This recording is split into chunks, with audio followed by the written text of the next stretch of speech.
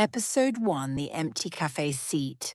The morning light filtered through the windows of Rosewood Café like honey through cheesecloth, thick, golden, and slow.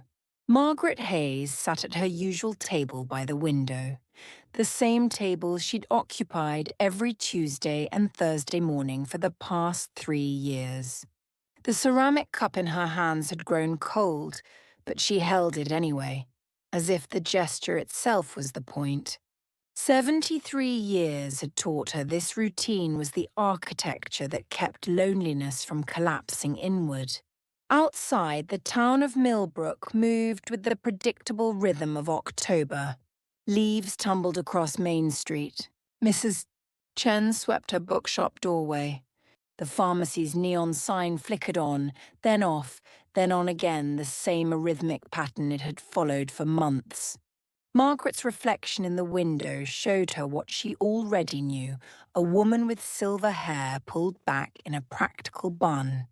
Reading glasses on a beaded chain, a cardigan the colour of dried lavender.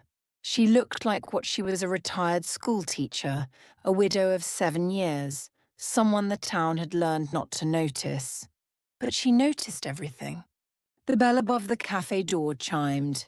Margaret glanced up out of habit, not expectation. He was younger than anyone who typically frequented Rosewood, mid-30s perhaps. Dark hair that needed cutting, a canvas messenger bag slung across a worn leather jacket. He moved with the careful uncertainty of someone new to town, his eyes scanning the menu board with genuine confusion, rather than the practiced efficiency of regulars. The cinnamon roll? Margaret found herself saying, surprising herself with the sound of her own voice. It's better than anything else here. The stranger turned and his face did something unexpected. It opened, like a room that had been waiting for light. Thank you, he said, and his smile reached his eyes, which were the colour of lake water in September. I'm terrible at making decisions before coffee. He ordered, then did something that hadn't happened in Margaret's 3 years of Tuesday and Thursday mornings. He gestured to the empty chair across from her. Would you mind? Everywhere else seems occupied by people who actually belong here. Margaret looked at the empty cafe. 3 other customers, none of them sitting alone. Yes, she said. I mean, no, I don't mind. His name was Daniel Cross. He was an illustrator, in town for a few months to work on a children's book about forgotten places.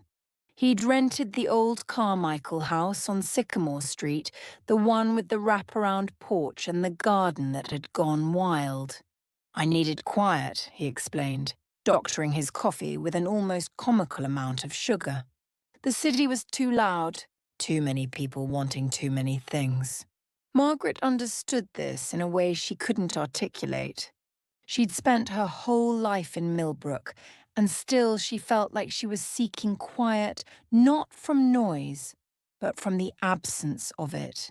They talked about small things. The weather, which was uncommonly warm. The bookshop across the street, where Margaret recommended titles like Old Friends. Daniel's hands as he spoke artists' hands, she noticed.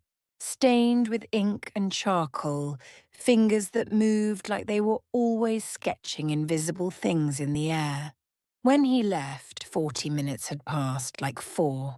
Same time Thursday? He asked at the door, casual but somehow not. Margaret nodded, her throat suddenly tight with something she couldn't name. That night, alone in her house on Birch Lane, the same house where she'd raised 2 children, buried one husband, and learned to eat dinner standing at the kitchen sink. Margaret stood at her bedroom window. She thought about Daniel's smile. The way he'd really listened when she spoke, leaning forward slightly as if her words about the bookshop and the changing leaves were actually interesting. As if she were interesting. In the mirror beside the window, her reflection looked the same. Silver hair, tired eyes, the weight of decades in the slope of her shoulders. But inside, something had shifted. Something small and frightening and alive. Something that felt dangerously like anticipation.